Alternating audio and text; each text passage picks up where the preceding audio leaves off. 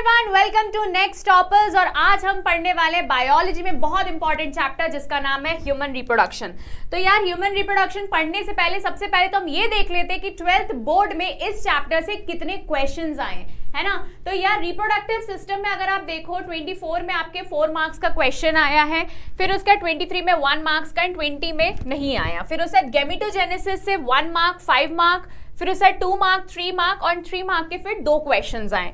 फिर लास्ट में आता है बच्चों आपका fertilisation, pregnancy and embryonic development, जहां पे 5 मार्क्स का क्वेश्चन 2023 में आया एंड 20 में 3 मार्क्स का एंड 5 मार्क्स का।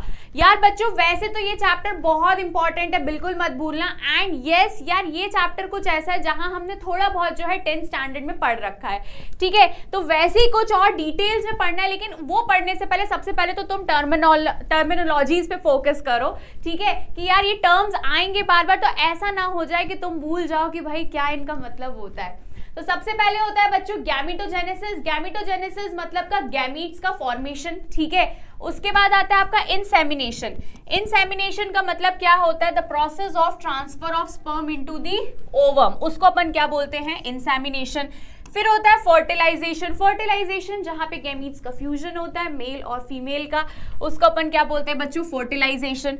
फिर आता है आपका इम्प्लांटेशन। तो यहाँ पे क्या रहता है? अटैच्ड ऑफ द एम्ब्रियो, ठीक है। जहां पे आप देखते हो कि एम्ब्रियो जो रहता है that is attachment of the embryo to the endometrial wall of the uterus, उसको अपन क्या बोलते हैं? इम्प्लांटेशन। ये अभी अपन आगे सब पढ़ेंगे 1 by 1, ठीक है। फिर होता है जेस्टेशन पीरियड्स। तो 9 मंथ्स की जो प्रेगनेंसी होती है फीमेल में, उसको अपन क्या बोलते हैं? Gestation period.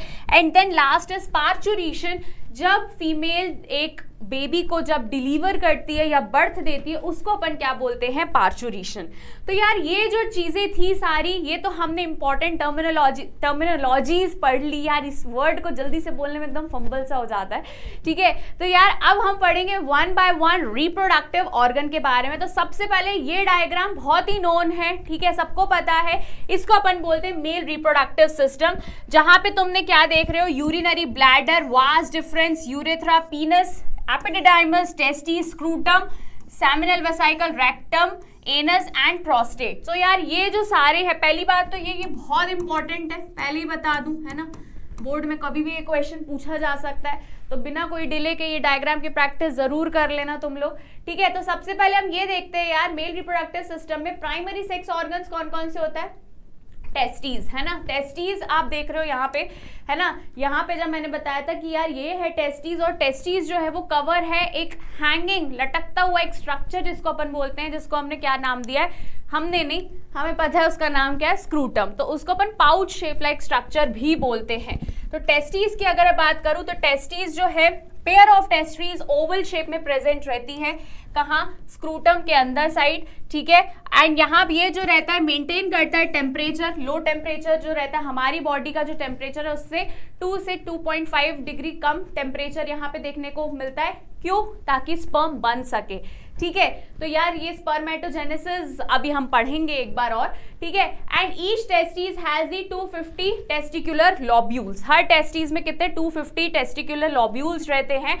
एंड ये जो रहते हैं हाईली कॉइल्ड रहते हैं, और उसका नाम हमने क्या दिया है बच्चों? सेमिनिफेरस ट्यूब्यूल्स बोला है। और ये क्या काम करते हैं? स्पर्म को प्रोड्यूस करने में हेल्प करते हैं, ठीक है। इसके बाद आता है seminiferous tubules have 2 types of cells. पहला जो रहता है 2 टाइप्स के सेल्स है ना, जिसको अपन ने क्या बोला है? स्पर्मेटोगोनिया एंड सर्टोली सेल्स, ठीक है। 2 नाम है, याद रखना, है ना। सेमिनिफेरस में सेल्स होते हैं 2 अलग अलग। फिर उसके बाद लेडिक सेल, वेरी इंपॉर्टेंट, जिसको अपन ने इंटरस्टिशियल सेल के नाम से भी जाना गया है। और मेन काम ये क्या करता है? That secret the androgen hormones. तो मेल में कौन सा हॉर्मोन्स होता है बच्चों? एंड्रोजन हॉर्मोन्स होता है। फिर उसके बाद हम बात करते हैं एसेसरी डक्ट, जो मतलब एक्स्ट्रा जो डक्ट्स वगैरह होती है उसके लिए। तो एक होता है रेटिटेस्टिस, वास डिफरेंशिया, वासा इफ्रेंशिया या वास इफ्रेंशिया, आप कुछ भी बोल सकते हो। एपिडिडाइमस हो गया, वास डिफरेंस हो गया, इजैक्यूलेटरी डक्ट हो गया एंड एसोसिएटेड ग्लैंड्स, ठीक है।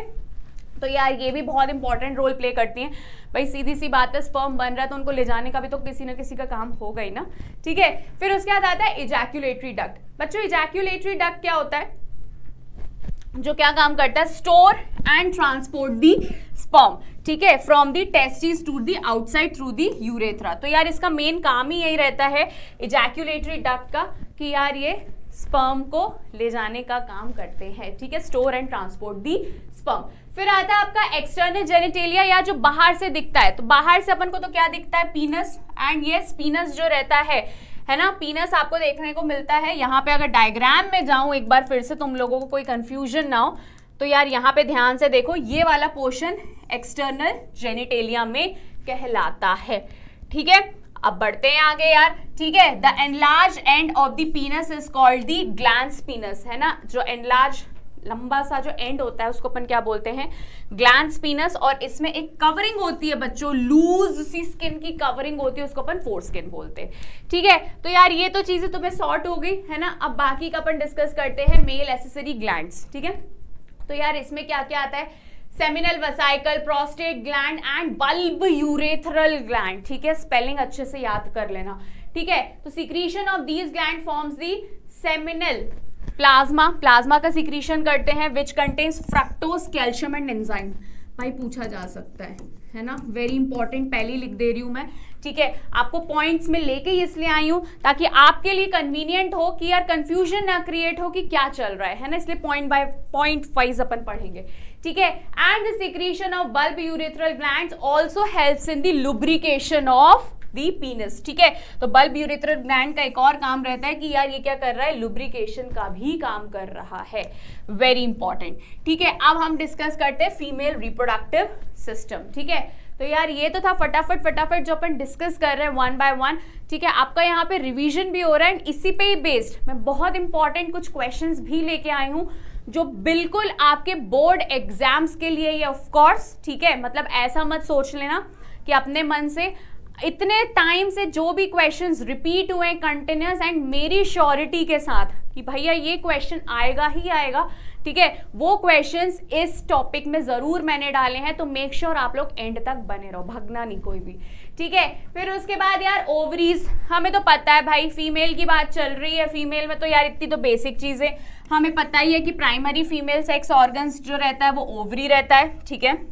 And yes, each ovary is covered by the thin epithelium, ठीक है, थिन एपिथीलियम जो है उससे कवर्ड रहता है ये, ठीक है। जहां पे ovarian stroma which is divided into two, peripheral cortex and inner medulla, ये इंपॉर्टेंट है, ये याद कर लेना बेटा बच्चों, ठीक है, इंपॉर्टेंट इसलिए मैं लिख रही हूँ। उसके बाद ये सारी चीजें होती रिप्रोडक्टिव सिस्टम में। अगर अभी ये अगला डायग्राम दिखाऊंगी तो तुम समझ जाओगे कि यार एक ओविडक्ट होता है, फिर उसके बाद यूरेटस होता है, यूट्रस होता है, cervix, vagina and external genitalia. तो यार ये सारी चीजें बच्चों हमें फीमेल रिप्रोडक्टिव सिस्टम में देखने को मिल रही है, ठीक है। ये होती है तुम्हारी ओवरी, ठीक है। फिर उसके बाद इसको अपन यूट्राइन फंडस बोलते हैं, एंड ये यूटेराइन कैविटी है। अब यार ये जो है अपना फैलोपियन ट्यूब, फीमेल्स में अपना इसलिए बोला है क्योंकि फीमेल्स में होता ही है ये। तो फीमेल्स में फैलोपियन ट्यूब्स में ये सारी चीजें, इस्थमस, एम्प्यूला, इनफंडिबुलम, ये सारी चीजें बच्चों देखने को मिलती है, ठीक है। एंड यस, ये जो है जगह, अरे क्या हो गया भैया, हाँ, तो ये जो जगह है ये होता है वजाइना एंड पीछे तरफ सर्विक्स। तो मतलब कि अगर आप ये समझो कि यार अगर रिप्रोडक्शन होना होता है तब उस टाइम पे इस जगह पे जो है मेल रिप्रोडक्टिव सिस्टम आता है। मतलब कि यहाँ पे हम बोल सकते हैं एक्सटर्नल जेनिटेलिया या फिर पीनस देखने को मिलता है जब रिप्रोडक्शन होता है तो, ठीक है। तो वो यहीं से, दैट्स वाई इसको अपन बर्थ कैनाल के नाम से भी जानते हैं, ठीक है। तो यस, फैलोपियन ट्यूब्स में तुम ध्यान से देखो तो फैलोपियन ट्यूब्स में तो मैं सब बहुत सारी चीजें मैं ऑलरेडी बता चुकी हूँ कि यार इनफंडिबुलम है ना, यहाँ से शुरू करोगे तो यार इनफंडिबुलम है, फिर आगे चलोगे तो एम्प्यूला है, फिर आगे चलोगे तो इस्थमस देखने को मिलेगा, ठीक है। Now the uterus is the pear shape like structure and womb, है ना। ये जो पोर्शन है ये क्या है, पियर शेप लाइक स्ट्रक्चर है, एंड इसको वोम भी बोला गया है। क्यों? क्योंकि जब फीमेल प्रेग्नेंट होती है तब उस टाइम पे जो फीटस रहता है बच्चों वो वही रहता है, ठीक है, इसलिए उसको ऐसा बोला गया है, ठीक है। Now uterus opens vagina through the narrow cervix and the cavity of cervix, है ना। सर्विक्स इसको सर्विकल कनाल भी बोलते हैं, along with the vagina form the birth canal. वो मैं ऑलरेडी तुम्हें बता चुकी हूँ बच्चों, उसको अपन बर्थ कनाल भी बोलते हैं वजाइना को, ठीक है। चलो अब आगे बढ़ते हैं। यूट्रस की वॉल जो है वो 3 लेयर्स में डिवाइडेड है। बाहर की लेयर को हम क्या बोलते हैं, पेरीमेट्रियम, बीच वाली को मायोमेट्रियम एंड अंदर वाली को एंडोमेट्रियम। तो एंडोमेट्रियम ही मेजर रोल प्ले करती है। क्यों?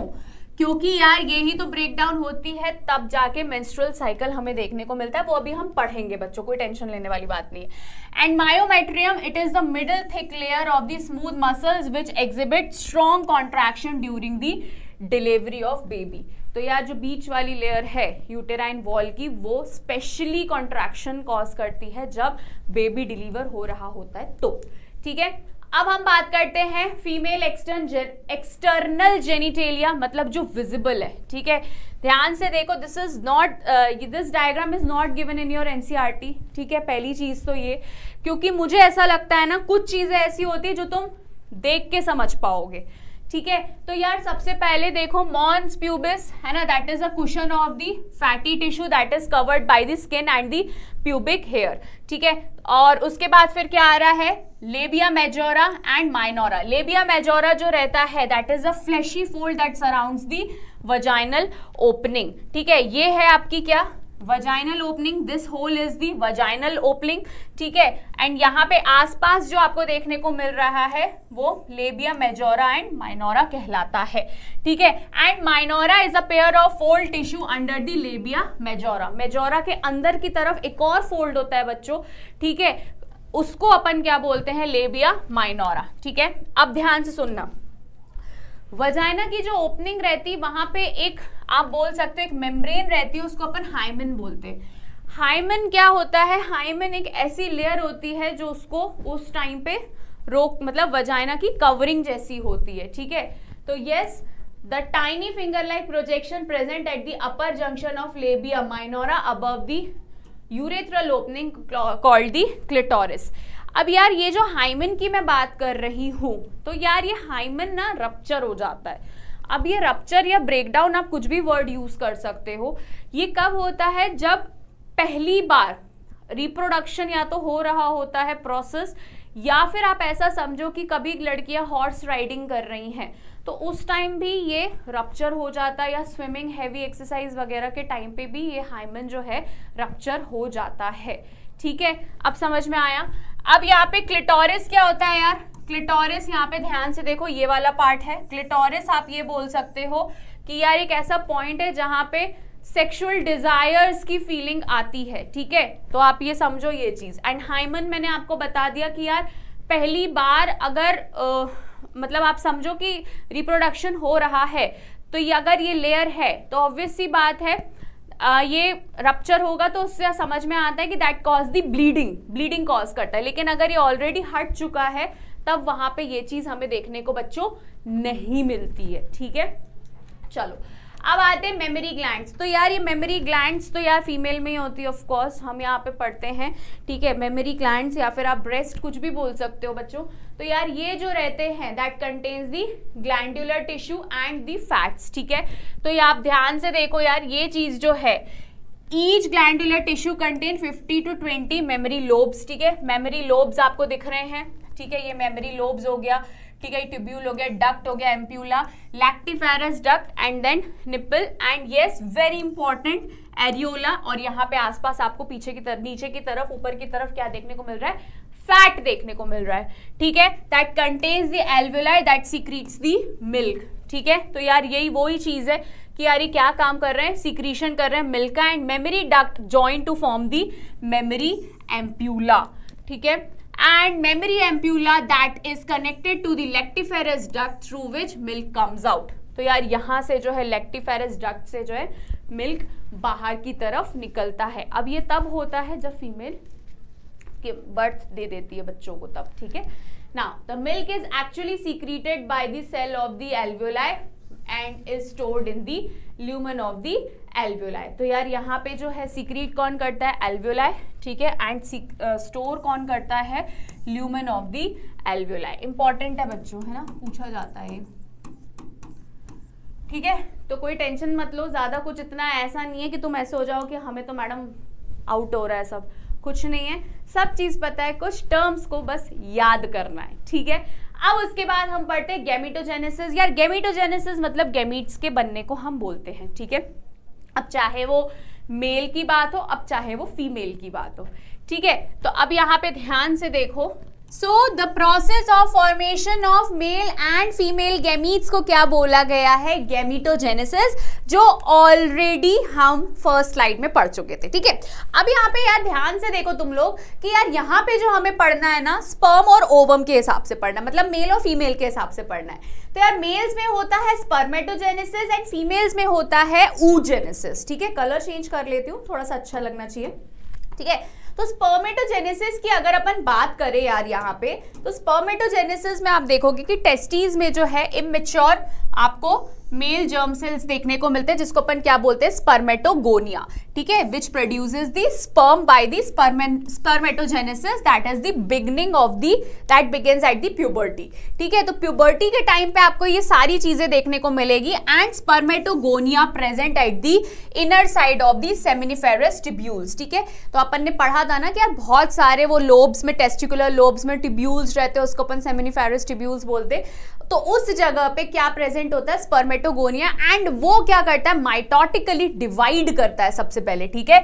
और जब वो डिवाइड करता है या मल्टीप्लाई हम बोल सकते हैं करता है, तो वो that increase in the number, और वो नंबर में बढ़ जाते हैं। तो यार यहाँ पे आपको कितना देखने को मिलता है, 46 क्रोमोसोम्स, ठीक है। तो यार उसी से बेस्ड अपन ने ना डायग्रामेटिक फॉर्म अपन देखेंगे, एरो मेथड, जहां से अपन इजीली समझ में आ जाए।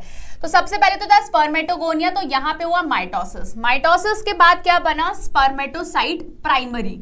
तो प्राइमरी स्पर्मेटोसाइट जब बना, उसके बाद क्या हुआ बच्चों, मियोसिस 1। तो मियोसिस में तो हमें पता ही है कि भाई मियोसिस में तो हाफ हो जाते हैं क्रोमोसोम्स, ठीक है। तो वहां पे आपको क्या देखने को मिला, यहाँ पे N एंड यहाँ पे भी N। फिर उसके बाद क्या बना, सेकेंडरी स्पर्मेटोसाइट। फिर उसके बाद मियोसिस 2 हुआ, फिर क्या बने बच्चों, स्पर्मेटेड बने। तो यहाँ पे N N N N obviously divide हुए, मियोसिस 2 हुआ है, तो हमें क्या देखने को मिले, N N N, and yes इसी को ही अपन क्या बोलते हैं, स्पर्मेटोजेनेसिस। एंड ये जो स्पर्म है इसको अपन क्या बोलते हैं, स्पर्मेटोजोआ, ठीक है। ज्यादा कुछ इतनी रॉकेट साइंस नहीं है। पहले क्या बना, primary spermatocyte, secondary spermatocyte, spermatid and spermatogenesis, and इसको क्या बोलते हैं, स्पर्मेटोजोआ। तो वही चीज है, that spermatogonia forms the spermatocyte that undergoes the meiotic division to reproduce the secondary spermatocyte having the 23 chromosomes। भैया पहले तो थे 46, अभी 23 क्योंकि मियोसिस हो गया है। And spermatids are transformed into the spermatozoa, जिसको अपन ने क्या बोला है, स्पर्मियोजेनेसिस, ठीक है। इसको अपन क्या बोल रहे हैं, स्पर्मियोजेनेसिस बोल रहे हैं। And the sperm head remains embedded in the Sertoli cells and are released from the seminiferous tubules by the process of spermiation, मतलब स्पर्म निकल रहा है उसको अपन बोलते हैं स्पर्मिएशन, ठीक है। इजी है। oogenesis का भी यही बता दिया गया ताकि आप कंपेयर कर लो, ठीक है। तो oogenesis में ध्यान से देखो कि यार पहले होता है oogonia, फिर उसके बाद अगेन उसमें माइटोसिस होता है, ठीक है। तो इसको अपन माइटोटिक डिवीजन के नाम से भी जानते हैं। फिर उसके बाद यहाँ पे क्या देख रहे हो, प्राइमरी oocyte बना, फिर उसके बाद मियोसिस 1 हुआ तो सेकेंडरी oocyte बना, एंड उसी टाइम पे आपको फर्स्ट पोलर बॉडी भी देखने को मिलता है। एंड देन आप क्या देख रहे हो, एडल्ट रिप्रोडक्टिव फेज में आपको सेकेंडरी पोलर बॉडी भी देखने को मिलता है, and this is the ovum. हालांकि अपन इसको पढ़ेंगे, बट पहले अपन स्पर्मेटोजेनेसिस के बारे में डिटेल में देख लेते हैं। अब कौन कौन से हॉर्मोन्स है जो इम्पैक्ट करते हैं, जो हाँ बोल सकते हो कि इंपॉर्टेंट रहते हैं। तो यार स्पर्मेटोजेनेसिस स्टार्ट होता है due to the increase in the secretion of the gonadotropin, ठीक है। गोनाडोट्रोपिन हमने यार आपने 11th में भी देखा होगा, गोनाडोट्रोपिन जो रहता है वो कहाँ देखने को मिलता है, हाइपोथैलेमस में, ठीक है। And increase in the gonadotropin releasing hormone, ठीक है। DNRS मतलब कि गोनाडोट्रोपिन रिलीजिंग हार्मोन को बोला गया है, ठीक है। तो यार ये आपको कहाँ देखने को मिलता है, anterior pituitary and stimulate secretion the 2 gonadotropin LH and FSH, very important है ना, very important। LH luteinizing hormone, follicle stimulating hormone is FSH, ठीक है। So yes, LH act on the Leydig cell, Leydig cells के बारे में हम already discuss कर चुके बच्चों, that secretes the एंड्रोजन, है ना, लेडिक का मेन काम ही ये रहता है कि वो एंड्रोजन सीक्रेट करता है, एंड एफएसएच का जो रहता है, एफएसएच कहाँ देखने को मिलता है, सर्टोली एक्ट करता है किस पे, मतलब ये हार्मोन फॉलिकल स्टिमुलेटिंग हार्मोन किस पे एक्ट करता है, सर्टोली सेल्स पे, and yes that secrete some factors which help in the spermiogenesis. ठीक है, तो यार आपका गोनाडोट्रोपिन में एलएच और एफएसएच का जो है बहुत मेजर रोल रहता है। ठीक है, अब स्ट्रक्चर ऑफ स्पर्म, यार ये तो अपन बहुत पहले से पढ़ते हुए आ रहे हैं, इसमें कुछ भी इतना टेंशन लेने वाली बात ही नहीं है, क्योंकि यार यहाँ पे आप ध्यान से देखो कि यार स्पर्म जो रहता है वो 3 मेन पार्ट्स में डिवाइड है, एक हेड वाला पोर्शन, एक नेक वाला और एक टेल वाला। ठीक है, तो हेड वाले में आप ध्यान से देखो यार, यहाँ पे रहती कवरिंग प्लाज्मा मेम्ब्रेन की, ऊपर वाले पोर्शन को एक्रोसोम बोलते हैं, यहाँ पे आपको क्या देखने को मिल रहा है, न्यूक्लियस, फिर मिडिल पीस में आपको माइटोकॉन्ड्रिया। भाई स्पर्म को भी तो जरूरत लगेगी ना यार मूवमेंट के लिए एनर्जी की, तो वो एनर्जी कहाँ से मिल रही है, माइटोकॉन्ड्रिया से। ठीक है, तो यार जब फ्यूजन होता है तो हेड वाला पोर्शन, मतलब स्पर्म जब जाता है ओवम के पास तो कुछ इस तरीके से देखने को मिलता है फ्यूजन, मतलब कि हेड वाला पोर्शन जो है बच्चों सीधा सीधा यहाँ जाता है, टेल वाला जो पोर्शन है वो मूवमेंट कराने में हेल्प करता है। ठीक है, तो यार वही कहानी यहाँ पे भी दी गई है जो मैंने तुम्हें बताया कि एक बार में, और हाँ एक बार में 200 से 300 मिलियन ऑफ स्पर्म्स जो है वो रिलीज होते हैं ड्यूरिंग द कॉइटस। ठीक है, कॉइटस टर्म याद रख लेना, है ना, इंपॉर्टेंट है, पता होना चाहिए कॉइटस क्या होता है। ठीक है, so sperm is a microscopic structure जहां पे head, neck, middle piece, tail सब मैंने ऑलरेडी तुम्हें बता चुका है, वही सेम चीज यहाँ लिखी गई है। ठीक है, तो स्पर्म जो रहता है, हेड जो रहता है, यहाँ पे आपको न्यूक्लियस देखने को मिलेगा, फिर उसके बाद एक कवरिंग रहेगी जिसको अपन ने क्या बोला है, एक्रोसोम बोला है, फिर उसके बाद ह्यूमन मेल इजैक्यूलेशन, जब इजैक्यूलेशन मतलब कि जब स्पर्म रिलीज होता है ना, ये टर्म इजैक्यूलेशन का मतलब वही होता है। ठीक है, जब स्पर्म निकलता है तो एक बार में 200 से 300 मिलियन ऑफ स्पर्म्स निकलते हैं, उसमें से एक जाके फ्यूज होता है। ठीक है, तो yes the seminal plasma along with the sperm constitute the semen. ठीक है, तो स्पर्म और सेमिनल प्लाज्मा को मिला के क्या बनता है, सीमेन बनता है, पता होना चाहिए सीमेन क्या होता है। ठीक है, चलो आगे बढ़े। अब इसके बाद देखते हैं oogenesis। oogenesis में ऑलरेडी तुम लोगों को बता चुकी हूँ। ठीक है, तो oogenesis में अपन ने क्या देखा था कि यार प्राइमरी oocyte बनता है, सेकेंडरी oocyte बनता है। ठीक है, तो यार यहाँ पे आप देखो ध्यान से कि oogenesis the process of formation of mature female gamete, जिसको अपन ने क्या बोला है, oogenesis बोला है। एंड यस यहाँ पे आप देखो development, embryonic development stage when the millions of oogonia that is gamete mother cell are formed in the each fetal ovary, है ना। now the gametes mother cell start division, अब यहाँ पे डिवीजन देखने को मिलता है ना, डिवीजन मतलब पहले तो माइटोसिस देखा, फिर यहाँ पे हमें मियोसिस डिवीजन देखने को मिलता है। सो उसका जब मियोसिस हुआ बच्चों तो क्या बना, प्राइमरी oocyte बना, फिर प्राइमरी oocyte के बाद क्या देखने को मिलता है, layer of granulosa cell then called the primary follicle. ठीक है, तो यार प्राइमरी oocyte के बाद क्या बना, प्राइमरी फॉलिकल बना। फिर उसके बाद अब यार प्यूबर्टी के टाइम पे 60,000 से 80,000 तक की जो प्राइमरी फॉलिकल्स जो रहती है वो कहाँ रहती है, ओवरीज में बनी रहती है। ठीक है, तो यार प्राइमरी फॉलिकल्स जो रहता है उसके आसपास जो है बहुत सारी लेयर्स रहती है सेल्स की। ठीक है, और वो क्या बनाती है, सेकेंडरी फॉलिकल्स बनाती है। फिर सेकेंडरी से क्या बनेगा, टर्शरी बनेगा, है ना, ये बात ध्यान में रखना कि सेकेंडरी फॉलिकल से टर्शरी बनेगा, और वहां पे जो है इनके बीच में क्या रहता है, फ्लूइड प्रेजेंट रहता है, जिसको हमने क्या बोला है, एंट्रम बोला है। ठीक है, सो टर्शरी फॉलिकल जो है फर्दर मेच्योर फॉलिकल में कन्वर्ट होती है। ठीक है, मेच्योर फॉलिकल में होती कन्वर्ट, और जिसको अपन ने क्या बोला है, ग्रेफियन फॉलिकल। तो प्राइमरी, सेकेंडरी, टर्शरी, ग्रेफियन। ठीक है, and the secondary oocyte, secondary oocyte क्या फॉर्म करता है, न्यू मेम्ब्रेन फॉर्म करता है, जिसको अपन जोना पैलिसिडा के नाम से जानते हैं। ठीक है, अब फिर फाइनली ये जो ग्रेफियन फॉलिकल बना था ये रप्चर होगा to release the secondary oocyte, जिसको हमने ओवम बोला गया है। और ये ओवम कहाँ से रिलीज होता है, फ्रॉम दी ओवरी, एंड उस प्रोसेस को हम क्या बोलते हैं, ओव्यूलेशन बोलते हैं बच्चों। ठीक है, तो यार ये बहुत इजी, ऐसा कुछ नहीं है। अब ओव्यूलेशन तो हो गया खत्म, oogenesis के बारे में डिस्कस कर लिया। अब देखते हैं मेंस्ट्रुअल साइकिल। ठीक है, तो यार मेंस्ट्रुअल साइकिल ये सबको पता है, जब स्टार्ट होती है तो वो स्टार्ट को अपन क्या बोलते हैं, मीनार्क, है ना, और जब वो परमानेंट स्टॉप हो जाती है जब ये परमानेंट स्टॉप हो जाती है तो उसको अपन क्या बोलते हैं, मीनोपॉज, ठीक है, मीनोपॉज के नाम से जानते हैं, ठीक है। तो यार ये चीज़ पता होनी चाहिए कि यार जब मेंस्ट्रुअल साइकिल स्टार्ट होती है तो उसको अपन क्या बोलते हैं, मीनार्क, एंड यस जब स्टॉप हो जाती है सर्टन एज बाद 45 से लेके 50 तक की, या फिर यूट्रस का भी निकाल भी दिया जाता है ड्यू टू सम रीजंस, तो उसको अपन क्या बोलते थे, मीनोपॉज बोल देते थे, ठीक है। तो यार यहाँ पे मेंस्ट्रुअल फेज है ना, मेंस्ट्रुअल साइकिल में आपको 4 टाइप के फेज देखेंगे, ठीक है, अलग अलग फेजेस होते हैं। क्या मेंस्ट्रुअल फेज में क्या ये हर 28 दिन में रिपीट होता है, ठीक है, ये हर 28 डेज में रिपीट होता है। The menses takes place on the cycle days 3 to 5, या तो ये 3 दिन की साइकिल होगी या 3 से 5 दिन तक चलता रहता है ये, ठीक है।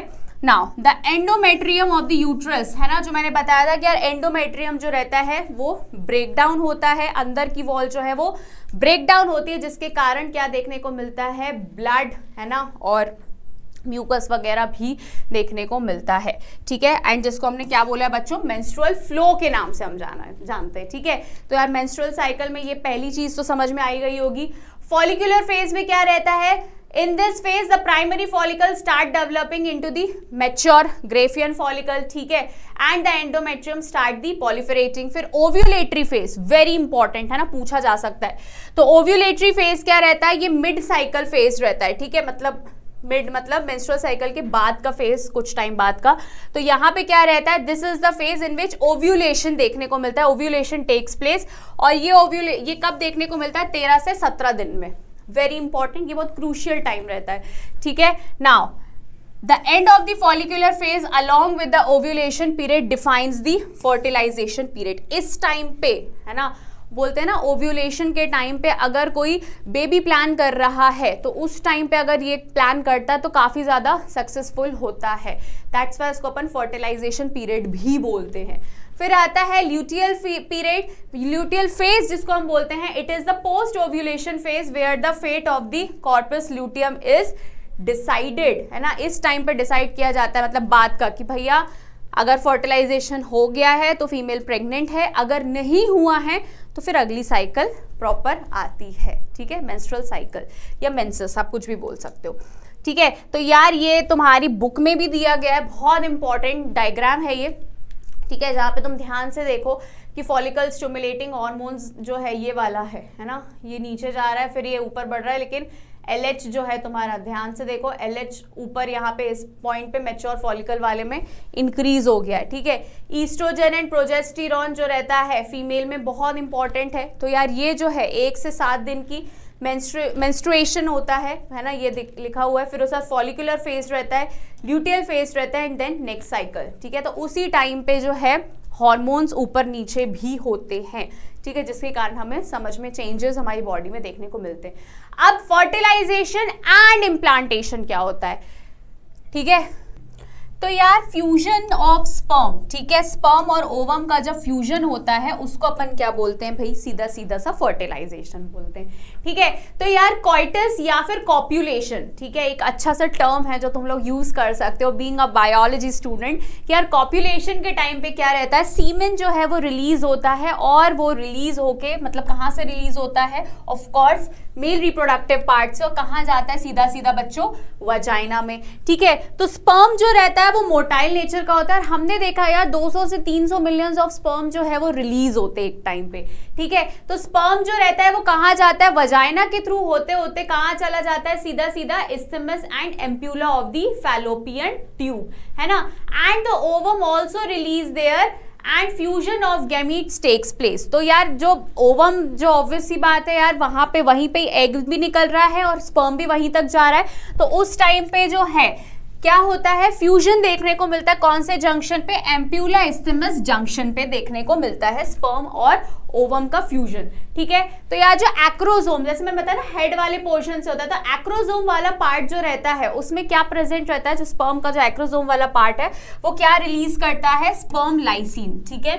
लाइसिन जो रहता है वो रिलीज करता है, एंड वो क्या करता है, पेनिट्रेशन में सबसे ज्यादा हेल्प करता है, ठीक है। लाइसिन जो रहता है वो पेनिट्रेशन में हेल्प करता है, पेनिट्रेशन ऑफ द स्पर्म मतलब अपने लिए रास्ता बनाने का काम करता है, ठीक है। तो the sperm after reaches the ovary, जैसे ही स्पर्म पहुंचता है ओवरी में, एम्प्यूला इस्थमस जंक्शन में जिसको हम बोलते हैं, तब वो किस कांटेक्ट में आता है, किसके, जोना प्यूडिका लेयर के कांटेक्ट में आता है। और जब एक स्पर्म मान लो वो चला गया तो वो बाकी स्पर्म के लिए रास्ता रोक देता है, क्योंकि मैंने आपको बताया था कि भैया एक ही जाके फ्यूज होता है, भले ही मिलियंस निकले लेकिन फ्यूज एक ही होगा जाके, ठीक है।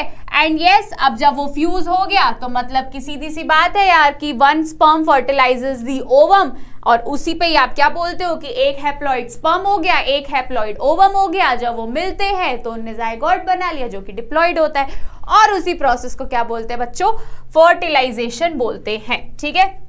वही सेम चीज है। अब यार यहाँ पे आता है वेरी इंपॉर्टेंट सेक्स डिटर्मिनेशन, ठीक है।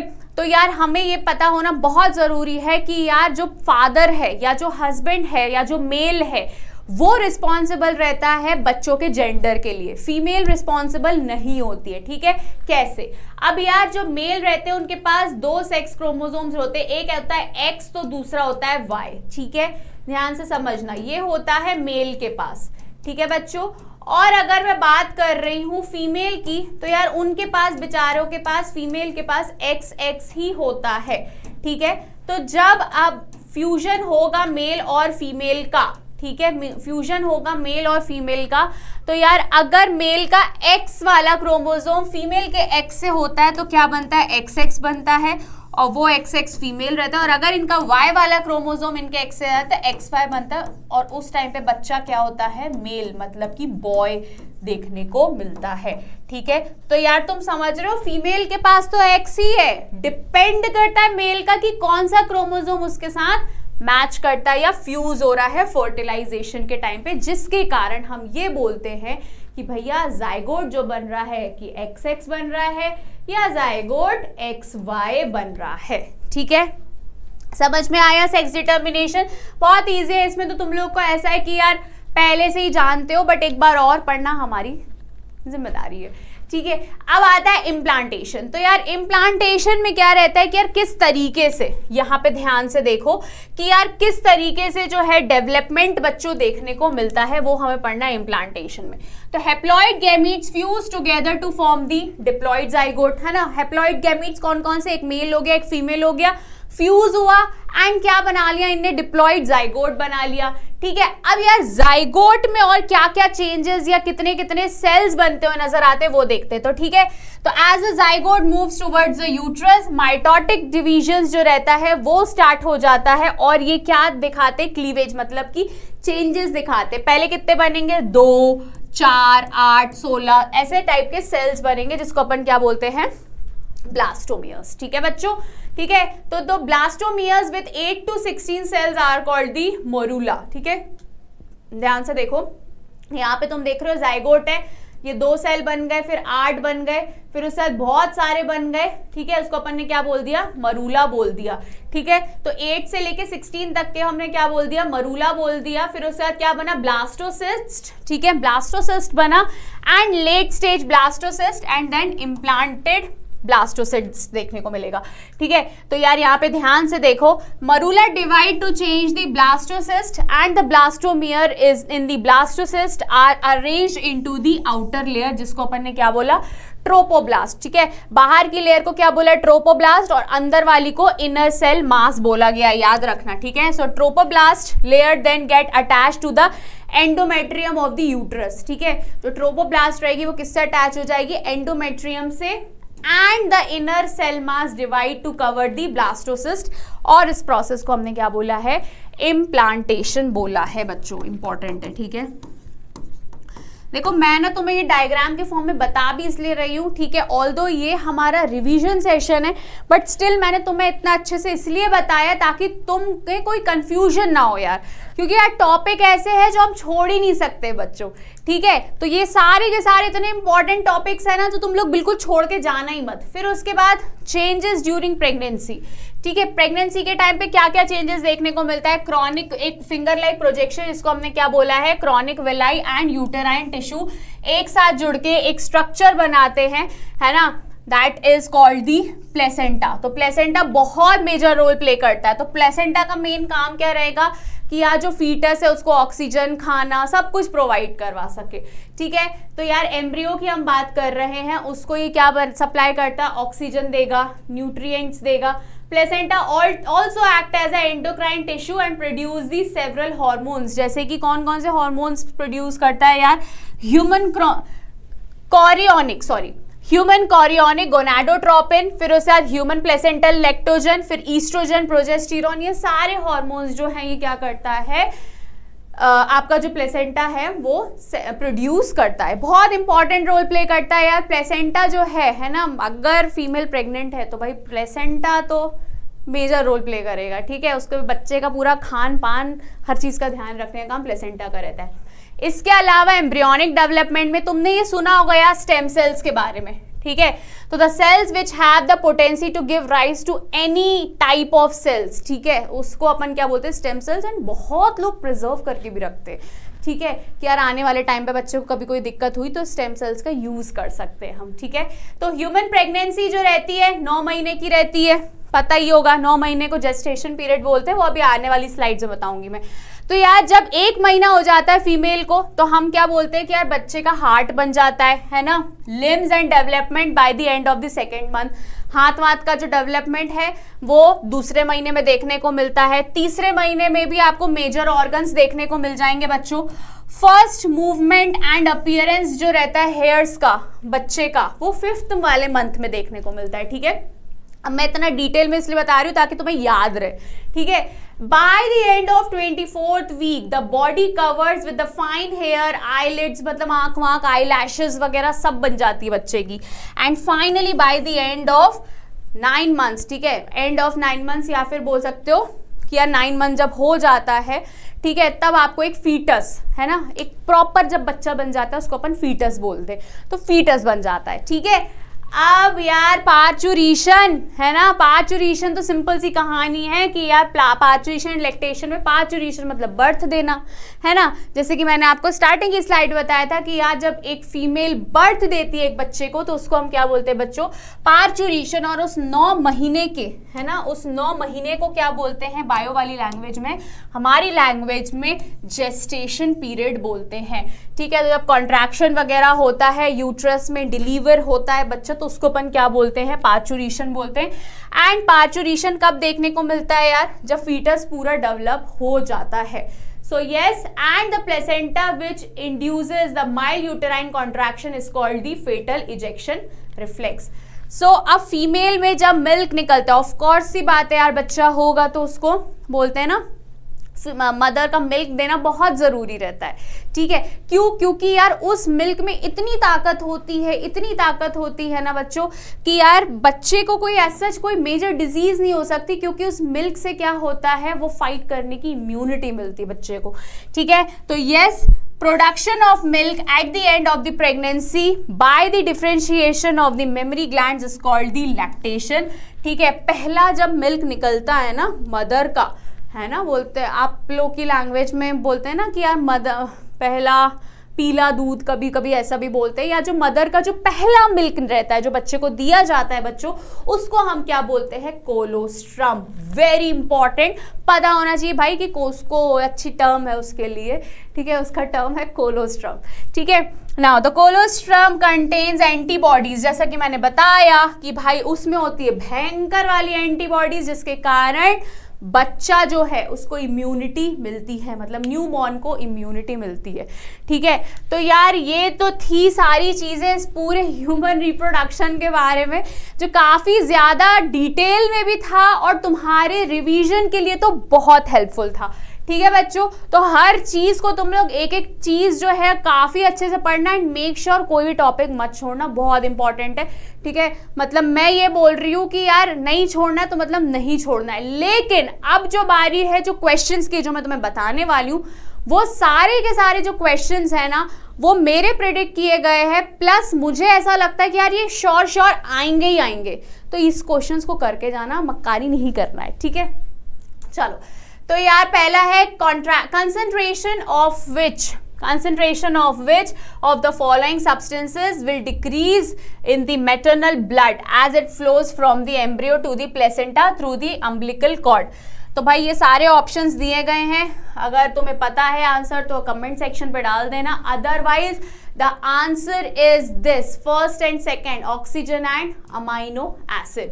ठीक है, फिर इसमें से तुम्हें चूज करना है correct option where the correct stages of the development of the human embryo takes place. क्या लगता है क्या होगा? कमेंट अगर तुम्हें पता है ना, लिटरली तुम कमेंट करो. ठीक है, मैं देखूंगी जिस दिन ये वीडियो तुम तक पहुंचेगा ना, मैं सबके कमेंट देखूंगी क्या आंसर किया तुम लोगों ने. ठीक है, answer is this, C option. फिर उसके बाद ध्यान से देख रहे हो, ये आए हैं ये क्वेश्चंस, है ना, मतलब ये मत सोचना ये क्वेश्चंस आए गए हैं इसलिए तुम्हारे को मैं दे रही हूँ. ठीक है, और मेरे प्रेडिक्ट किए तो वो अलग ही है. ठीक है, during human embryonic development the heart in the embryo is formed after. चलो तुम ही बताओ यार. ऑफ कोर्स 30 days, जस्ट अभी पढ़ा है हमने. ठीक है, now during the parturition a pregnant woman is having the prolong labour pain and child birth has to be fastened. It is advisable to administer a hormone that can what. ठीक है, pen हो रहा है, fast and delivery का बोल रहे हैं भाई, क्या होना चाहिए बताओ? Activate smooth muscles. Now the uterus open into the vagina through a narrow. क्या होगा आंसर? अरे यार बहुत इजी है, सर्विक्स, ऑफ कोर्स बता चुकी हूँ ये. ठीक है, now choose the correct option for the features of the functional mammary glands of all the female mammals from the statement below. ठीक है, glandular tissue with the variable amount of fat, memory lobes 30-40 in number called the alveoli, memory ducts joining to form the memory tubules, memory ampulla connected to the lactiferous duct. फटाफट बताओ क्या होगा इसका answer, जल्दी जल्दी comment में जल्दी जल्दी डालो भाई इसका आंसर क्या होगा. And the answer is first and fourth. ठीक है, चलो एंड्रोजनस, ठीक है, इसका तो पता ही है ना. चलो, assertion and reason. Assertion, interstitial space outside the seminiferous tubules have blood vessels and Sertoli cells. फिर reason में क्या दिया गया है, एक कुछ ऐसा कर लो भाई, confusion ना हो. ठीक है, मतलब confusion नहीं होनी चाहिए. Sertoli cells provide nutrition to the germ cells. फिर आंसर क्या होगा, क्या होना चाहिए तुम्हारी नजरों में? The answer is D, assertion is false but the reason is true. ठीक है, now given below are the structural details of a human mammary glands. ठीक है, तो यार ये देखो मेमोरी ग्लैंड्स में जो तुम्हें दिया गया है स्ट्रक्चर डिटेल्स है. अब तुम उसमें बताओ, choose the option that gives the correct detail of human memory gland. अब इसमें से बताओ इन चारों में से करेक्ट ऑप्शन कौन सा है. ठीक है, सेकेंड एंड फोर्थ. ठीक है, एल्वियोलाई वाला एंड मेमोरी एम्प्यूला. ठीक है, तो यार ये सारे क्वेश्चंस बहुत इंपॉर्टेंट है, बिल्कुल ऐसा मत सोचना कि भैया मतलब क्या ही हो गया है, कुछ नहीं हुआ है, नॉर्मल चल रही है कहानी. ठीक है, select the option that has the correct sequence of events of female reproductive cycle. अब ये तो तुम लोग बताओ भाई क्या होना चाहिए इसका आंसर. पूरा अभी बता चुकी हूँ, first, fourth, fifth, second, third. First, fourth, फिर क्या आ रहा है अपना, fifth, second, and then not second, this one is fourth, and then third. ठीक है, तो यार ये सारे इवेंट्स जो हैं हमें रिप्रोडक्टिव साइकिल में देखने को मिलते हैं. Now penetration of the sperm in the ovum is followed by, बताओ किससे होता है? Completion of the meiosis 2. Now, the correct sequence of the hormone secretion from the beginning of the menstrual cycle is, क्या लगता है? This one. ठीक है, follicle stimulating hormone, estrogen and progesterone. बच्चों बहुत इंपॉर्टेंट चीजें हैं, बिल्कुल मिस नहीं करनी है. ठीक है, अब यार जो ये 2-2 नंबर के क्वेश्चंस आएंगे ना यार, वो तो तुम आराम से कर लोगे, लेकिन सबसे ज्यादा कंफ्यूजन तुम्हें असर्शन, रीजन एंड एमसीक्यू करता है. अब तुमसे अब इस क्वेश्चन में क्या पूछा गया है कि फंक्शंस बता दो फटाफट. ठीक है, स्क्रूटम का, लेडिक का, मेल एसेसरी ग्लैंड का, तो तुम यार प्लीज फटाफट इसको बता देना. ठीक है, जो मैं ऑलरेडी तुम्हें बता चुकी हूँ वही सारी चीजें हैं, है ना, scrotum, testis, Leydig and male accessory glands के बारे में. ठीक है। उसके बाद तुम्हें बोला जा सकता है कि explain the formation of placenta after the implantation in the human female, ठीक है। तुम्हें ये बताना पड़ेगा भाई कि ट्रोपोब्लास्ट बनता है, फिर अटैचमेंट होता है, उसको अपन इम्प्लांटेशन बोलते हैं, ये सारी चीज़ें बतानी पड़ेगी। प्लस ये डायग्राम बनाना भी ज़रूरी है ह्यूमन फीटस का, जो मैं तुम्हारे लिए यहाँ लेके आई हूँ। IMP लिख लो पहले तो, ठीक है। ये डायग्राम बिल्कुल तुम लोग बिना डिले किए, ठीक है, बिना डिले किए इसको पढ़ लेना, है ना। And then how is placenta formed in the human female. तो यार ह्यूमन फीमेल में प्लासेंटा का फॉर्मेशन हमने पढ़ ही चुका है यार, कि भाई सीधी सी बात है, फिंगर लाइक प्रोजेक्शन जिसको अपन कोरियोनिक विलाय बोलते हैं, ठीक है, ट्रोपोब्लास्ट रहता है एंड वो यूटेराइन वॉल से अटैच हो जाता है, तब हमें देखने को मिलता है। एंड यस, बहुत इंपॉर्टेंट रोल होता है प्लेसेंटा का, क्योंकि ये ऑक्सीजन एंड न्यूट्रिएंट प्रोवाइड करता है एम्ब्रियो को, ठीक है। Name any 2 hormones which are secreted by it and are also present in the non pregnant women. तो भैया 2 हॉर्मोन्स कौन कौन से प्रेजेंट रहते हैं भाई, ये ना आंख बंद करके पता होना चाहिए। ईस्ट्रोजन एंड प्रोजेस्टेरोन हमारे अंदर होते हैं। अब तुम प्रेग्नेंट हो या नहीं हो, दोनों ही है, ठीक है। तो yes, the 2 hormones secreted by the placenta that are also present in a non-pregnant woman are estrogen and progesterone। ऑइस्ट्रोजन मत करना, ईस्ट्रोजन है, ठीक है। तो यार ये तो था तुम्हारा पूरा एक चैप्टर विथ इंपॉर्टेंट क्वेश्चंस। यार मेक श्योर ये आप उसको पढ़ो, ठीक है, बिना कुछ डिले के। ये चैप्टर जो है अच्छे से डिटेल में पढ़ना एंड तुम लोग याद करोगे कि महाराष्ट्र में हमने पढ़ाया था भाई, कुछ इंपॉर्टेंट क्वेश्चंस भी करवाए थे और टॉपिक एक एक पढ़ाया था, ठीक है। तो यार इस चैप्टर को तुम फटाफट बिना मक्कारी किए, बिना डिले किए, यहाँ वहाँ बिना ध्यान दिए इस चैप्टर को पूरा पढ़ो। और मैं बोल रही हूँ तुम्हारे बोर्ड एग्जाम्स में मार्क्स कहीं नहीं गए, ठीक है।